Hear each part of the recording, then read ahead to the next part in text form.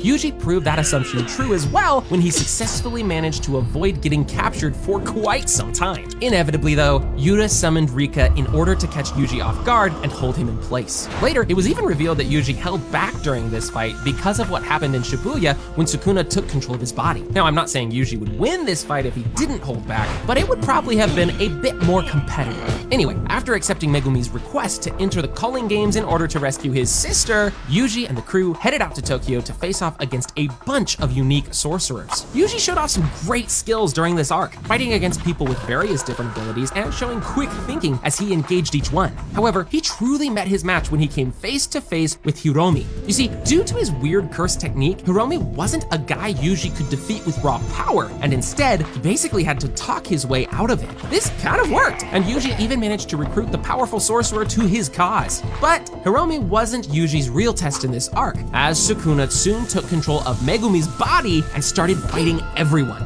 Finally up against Sukuna himself, Yuji went all out with Maki and Hana's help, but he was still nowhere near strong enough to actually stand his ground against the King of Curses. Although, that was about to change really soon. Secret training Yuji. While trying to find a way to unseal Gojo from the prison realm, Yuji trained with Kusakabe in secret in order to learn how to effectively use reverse curse technique and simple domain. He also received a substantial power-up boost due to the fact that he consumed the cursed womb death paintings that were in the possession of Jujutsu High. With this massive strength boost, Yuji prepared himself for one of the toughest fights of his life. From impossible black flashes to constant regeneration, Yuji tanked slashes, malevolent shrine attacks, and nearly everything Sukuna threw at him time and time again. He wasn't giving Sukuna any time to breathe, constantly chasing him and wearing him down over time. Every time Yuji found himself wounded and on the brink of death, he took it as an opportunity to think about Sukuna's movements and figure out a way to defeat him. In this form, Yuji was dead set on improving no matter what, and this helped him transform into his ultimate form, full potential Yuji. Over the course of several hours, Yuji continued to land massive black flashes on Sukuna. However, they didn't seem to damage the curse in the slightest. In true main character fashion, after seeing his friends vanish one by one, Yuji awakened another ridiculous ability. More precisely, he showed off how he could now copy Sukuna's own curse techniques as well as those of his brother Chozo. Using blood manipulation and shrine, Yuji was finally able to stand toe-to-toe against Sukuna, but he knew that if he actually wanted to win, he would need even more than that.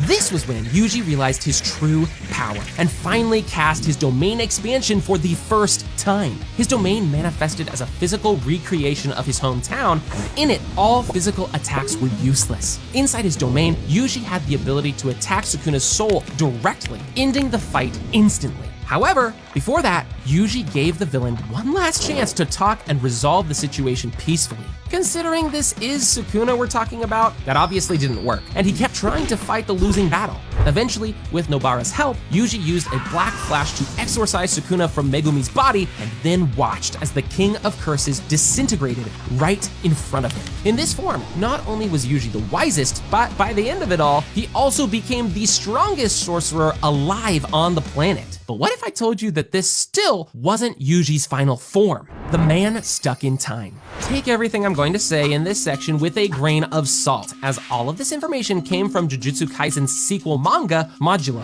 Modulo takes place around 70 years after the final fight against Sukuna, and just recently, we found out that Yuji was somehow still alive in this timeline. Even weirder was that he still seems young, implying that he stopped aging for some reason. This may have been because he consumed cursed womb paintings or simply because of his weird birth and Kenjaku's experiments. Anyway, during those 70 years, the Sumerians, a powerful alien race with the ability to use jujutsu, landed on Earth and began to assimilate with Japanese society. Considering that this manga barely started, we don't have much information about the Sumerians or Yuji's role in this story. However, what we do know is that the Jujutsu higher-ups wanted to seek Yuji's help in dealing with this threat. This pretty much confirms that Yuji is now the strongest sorcerer alive and will likely have a big role in Modulo as the story develops.